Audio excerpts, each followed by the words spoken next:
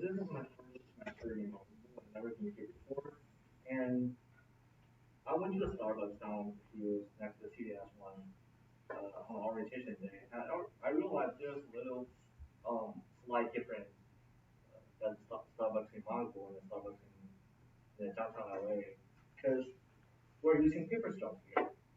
I know a lot of us using paper straws, right, to protect the environment. But why doesn't the company just change all the plastic straws to paper straws, the paper straws? Yeah, I was curious and I asked the person, and he told me that yeah, definitely protect the environment, and then protect the turtles. I was like, what? Protect the turtles?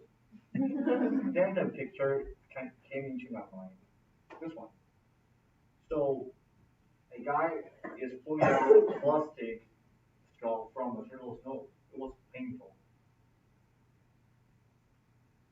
And so we're dominating the world, but we don't actually own it. We create the plastic, uh, but it causes a lot of problems to the world. So as a problem maker, we have to we have to be the person to solve the problem. So what we should do is to do whatever we can do to reduce the amount of plastic we use, or we throw, or we trash, um, to protect the environment. And according to the WWF, there's about there's about 570 tons of plastic goes into the sea each year, and that means that 34,000 of the plastic bottles goes into the ocean every minute, and then something will go on like this. In Los Angeles area, we will have 10 tons of plastic go to the Pacific every day. That means by end of this class, there will be like a ton of new trash going into the Pacific.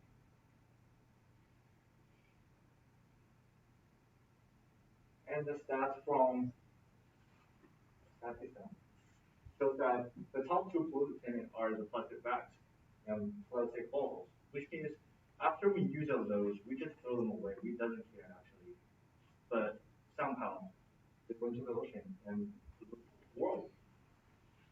No one likes the ocean full of trash. We don't like it. Animals don't like it either. So animals have feelings, but they can do nothing to it. They have to live with the plastic. By the study of biological diversity organization, thousands of seabirds or turtles or seals are killed by ingesting the plastics or getting entangled in it. So turtles or animals cannot digest any plastic as long as they ate it. So they have to starve to death. That is painful for them, for all of the animals.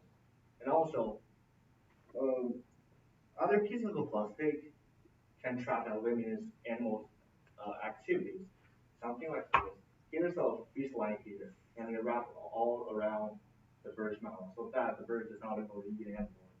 The result of this one is the bird has to die if he doesn't need any like organization to help him or help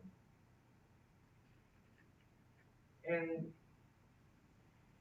the impact on animals and environment are obvious, but the plastic pollution also affect us. What we call is microplastic. It's a plastic particles. A study from New York Times that 90, 98% of air samples from around the world contain plastic particles. What that means, like almost everywhere have plastic particles. As the time goes on, more and more particles will be in air. Think about it. We're drinking, we're eating, like we're breathing the particles actually. That's harmful. as the figure shows right here, we have like particles everywhere, and it actually came from the bottles, or even the toothbrush right here, everywhere. And those particles are really, really small. We can't see it, so we're not avoidable. Uh, the pl- plastics are exposed to the virus as well. So whenever we breathe the plastic in our body, as long as there's a virus, it also increases the risk of our illness, such as cancer. So, so the microplastic is another serious problem. So what we can do is love use less bottled waters like plastic bottled water, get tap water like fire water tip a bottle, and or try to back on the single-use items like shopping bags or single-use spoons, something like that. So we reduce the use of plastic so that animal could be helped a little bit by like there's no plastic to affect them, and we don't have to directly contact the plastic particles.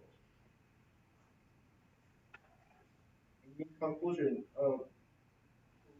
plastic particles not only harm animals and environment but us, right? And it's not avoidable, and we're not going to stop using plastic or stop producing it. So it's hard for us to stay away from plastic particles. What we can do is we can reduce the frequency and quantity that we use the plastic stuff. And also, easy way, just remind people to pick up the trash, pick up all the plastic stuff before and after, I mean, after they use it to put it in the trash can, recycle trash can, help them to recycle it. And another way is join the organization. A lot of organizations are designed to help people to um, protect the environment, such as this one. Here's some organization called Plastic Pollution Coalition. It is a non-profit organization, and there will be a couple activities to hold by the organization, so we can actually join in to do something we can. And also, we can donate some money to the organization, and the organization could promote the idea of plastic free. Also, there's some information on this website that tell you how can you avoid using uh, plastic stuff in public area or in public or in school. So the less plastic we use, the less pollution we have, right? It is a waste of time, but it is the best of time because we still have a chance